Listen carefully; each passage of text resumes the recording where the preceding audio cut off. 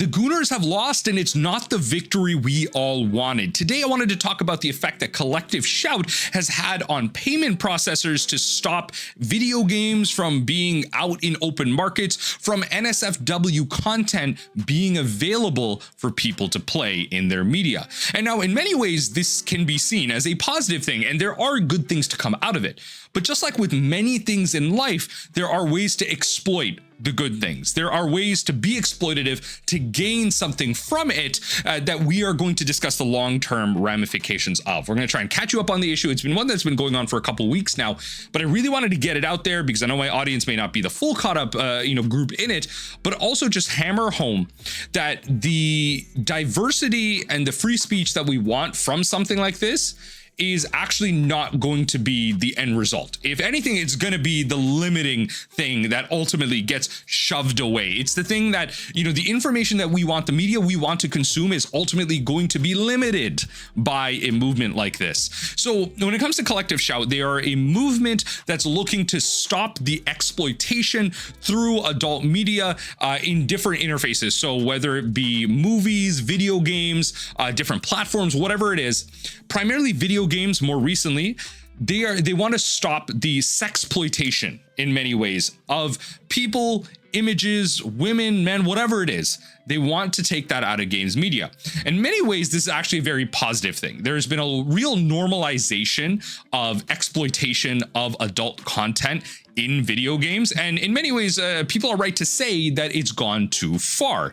You see many things being normalized just through shock value. And this has happened all throughout the news that we consume. People talk about how every time you see a natural disaster or some crazy event happening, it feels normal to us. It's like, oh, that's not near me, whatever. Oh, that's kind of down the street, whatever. It didn't happen in my immediate circle, so whatever. We've become desensitized to this. And that's no different when it comes to video game media. We kind of excuse some things in the realm of it's just a story or it's a storytelling device, but in many ways we can actually just improve the way we tell stories instead of adding all of this. But that's also not to say that things like this don't happen. It's important to have a discussion and have open and honest conversation about these things and how they become mimicked in media and their place in media, such as movies, written text, or something like video games. It's important to showcase these things because it is real life. The negativity of life is real. You can't just go about, see the positive in everything. There is real, dark, evil stuff happening regularly. And to ignore it is the mistake. But what Collective Shout is doing is probably taking it too far. So at first level, what happened is that they pressured a bunch of payment processors. Think like PayPal, Visa, MasterCard, like these people. They pressured them to take away platforms' abilities to make transactions, which completely just cuts them at the heel, right? You have to understand that in the world of digital economies, payment processors are everything. And just as a small aside, really think about the companies out there that are in charge of payment processing digitally. There are a handful. Visa and MasterCard have a near duopoly on payment processing globally. PayPal is part of that as well. There are a very limited amount of companies that control the amount of digital transactions that happen. And in many ways, people, they talk about crypto and all of this. That's a whole different discussion. But when you make a purchase digitally on the internet, or heck, even in person with a card, you probably have a Visa card, a MasterCard, maybe Amex. And in some ways, if you're doing it digitally through digital marketplaces, you might be using PayPal. So Collective Shout pressured these groups to stop their payment processing from happening on websites such as itch.io that hosted video games. And so what itch.io had to do to comply and get that purchasing power back for its consumers so that they can actually make payment on games is that they had to remove all the adult content from their website. And in many ways, again, this is positive. We can remove some of the exploitative content, some of the content that is taking things a little too far and is probably just adult content. At the end of it is just for the sake of it. It is just for pure viewership. You are not learning anything from it. Again, exploitative and in many ways probably illegal if you really read between the lines here.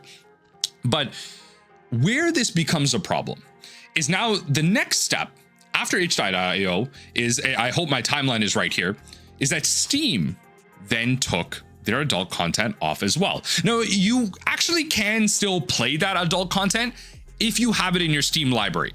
Based on the research I have done, you are still able to play that if it's in your library, but you are no longer allowed to add it to your library. So if you didn't have it before, you can't join the hype and still get to play those lost games or whatever it is because you're trying to be an edgelord.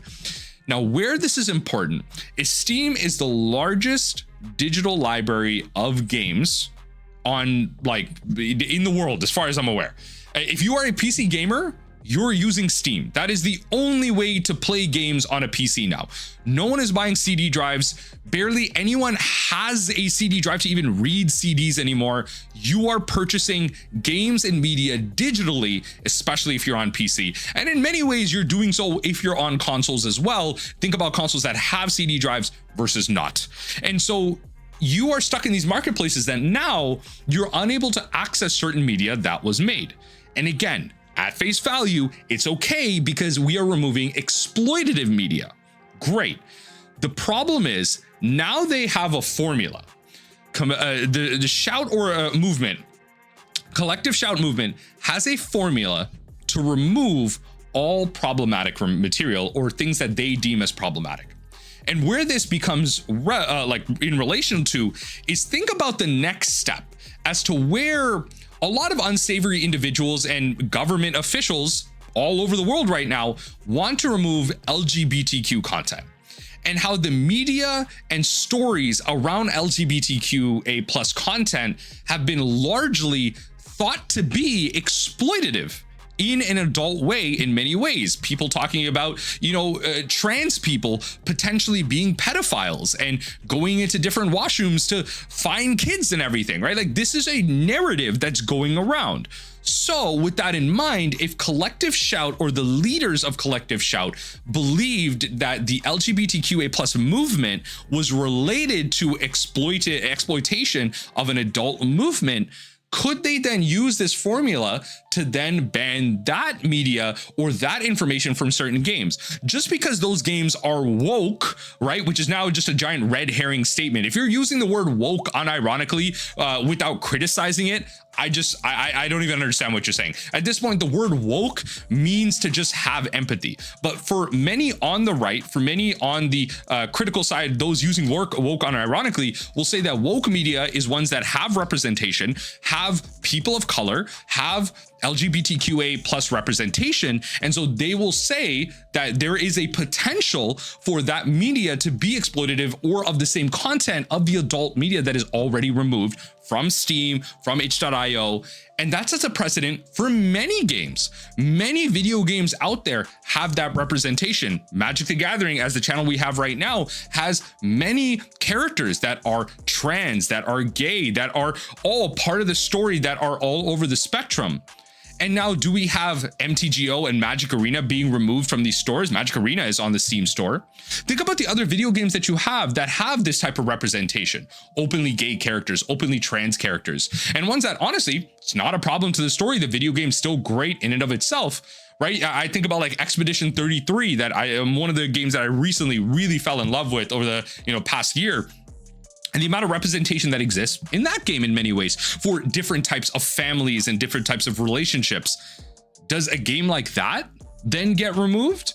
Just because there's a person of color in there? Do we now have precedent where we start taking statistics of the effect of certain people of color in relation to certain crimes and crime rates, and now we use that as a justification to then pressure payment processors to then remove games that have that representation from these stores? These are things that are inevitable. We have many parts of the Western world where this is being affected, where large groups of people, not even just a majority group in certain areas, but also government officials, elected leaders that also have this belief with the LGBTQ movement, with people of color, with people that just aren't them, that they believe that these people are doing something wrong. And now that we have a formula for how to get exploitative material out of these games, could we then do that with these other statistics that we can find, these other statistics that we can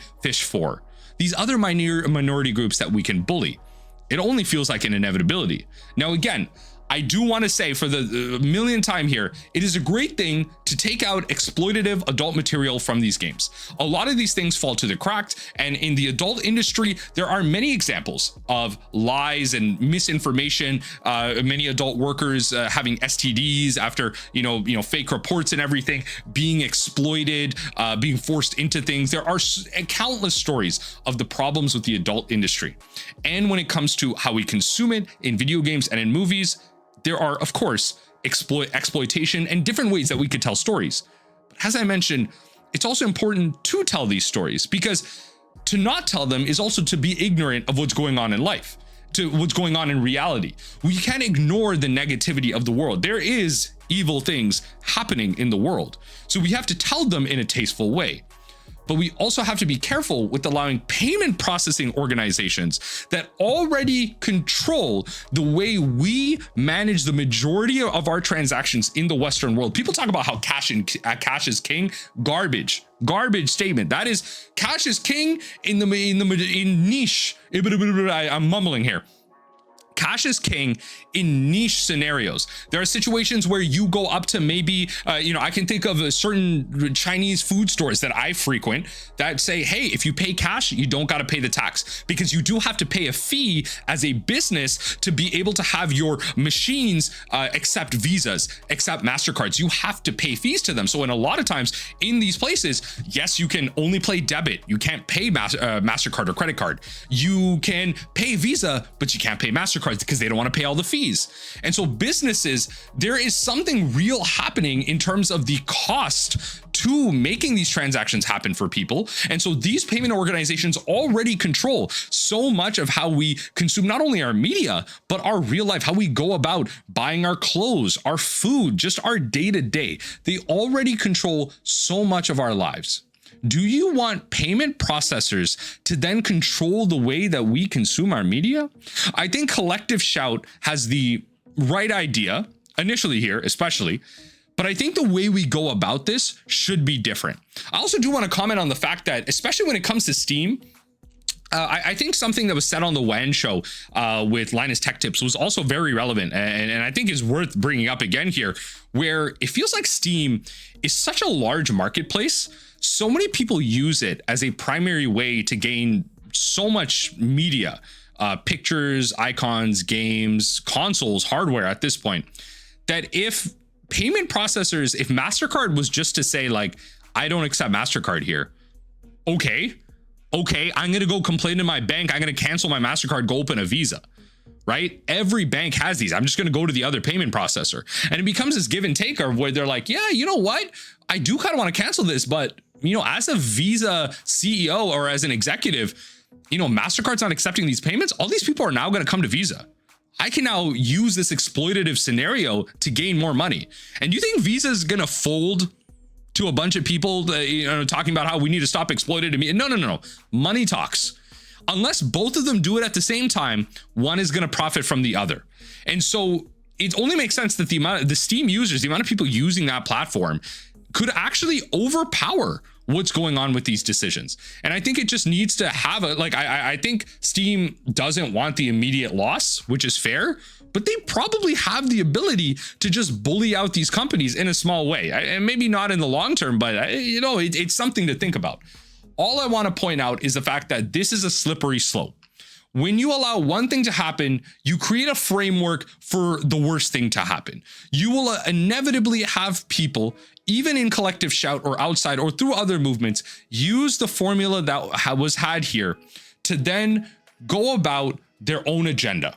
Whether they hate the LGBTQA plus movement, people of color, these are the immediate examples that I can think of where I see in regular media being quoted by people that don't like these groups whatsoever, that are elected officials, elected leaders, or just normal people, talking about these things being happening in these subgroups with no proof whatsoever. Again, mentioning the trans thing specifically.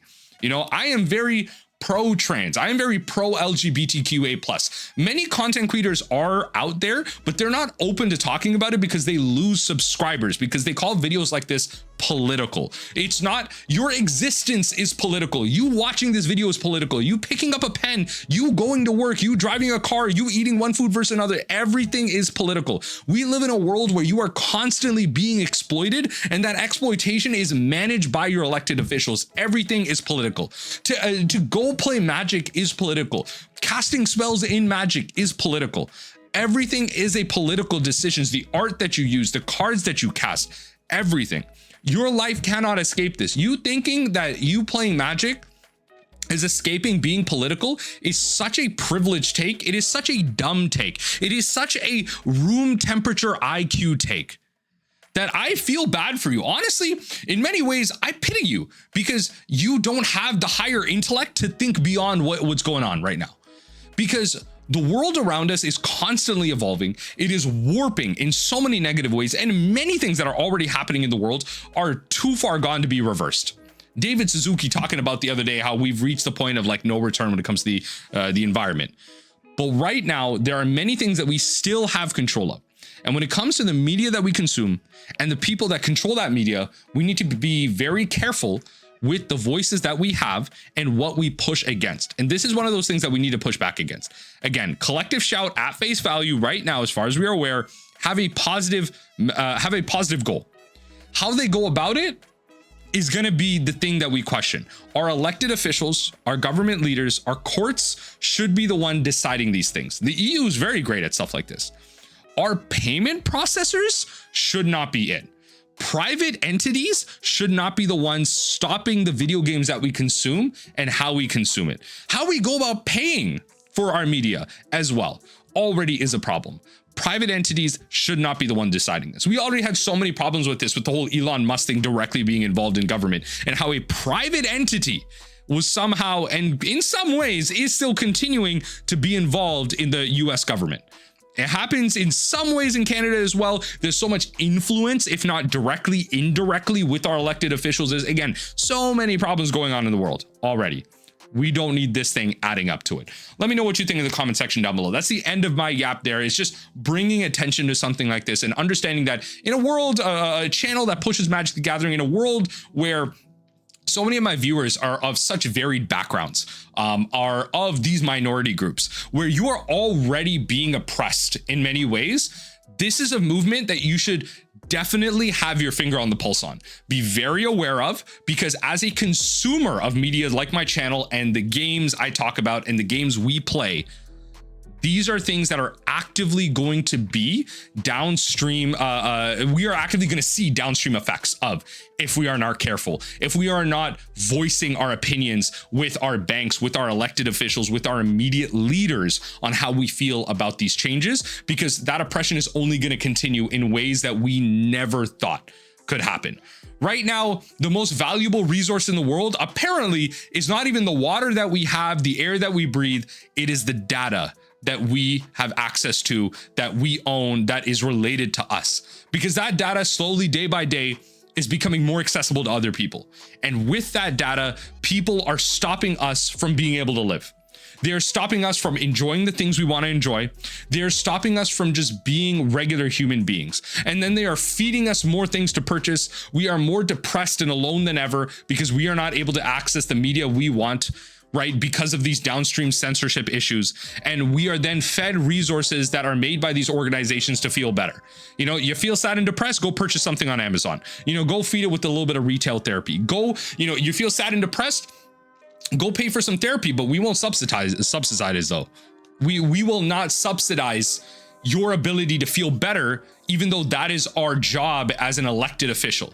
We will make a medical aid system so bad that we will actually convince people, again, the room temperature IQ people, the actual dumb people of the world, that medical care, basic access to housing, and the ability to just eat is not a human right.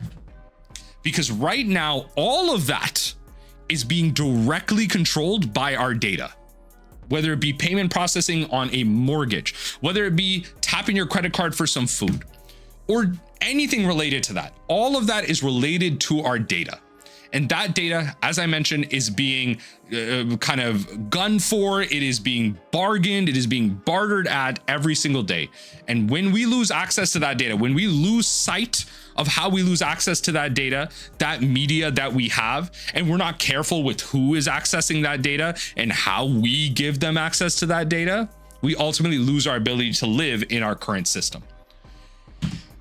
I think I've yapped a little too long. I've already said, let me know what you think in the comment section down below. Let me know if I'm missing any information. I've tried to keep this a little beginning, middle, and end. A lot of you talk about how sometimes I'm missing a script. A lot of these are a little off the head. I do, do my research. I watch my videos. I read some articles about this. So hopefully I'm not missing any key piece of information. I haven't misspoke. So that's why I want to kind of address this here. The last thing I want to do as well, going on a whole rant about misinformation, is provide and spread misinformation. Obviously, when it comes to my own beliefs, I don't believe it is wrong to be a part of an LGBTQA plus, that group. It is not wrong to be a person of color. And we just want a little bit of equality. That is just baseline. Human empathy is at a baseline on this channel. If you don't believe that, if you think this is too political, screw off. Unsubscribe. I don't want to talk to you ever again. I have banned people for less. I have stopped talking to people for less. And it's just, honestly, I consume so much of the media already.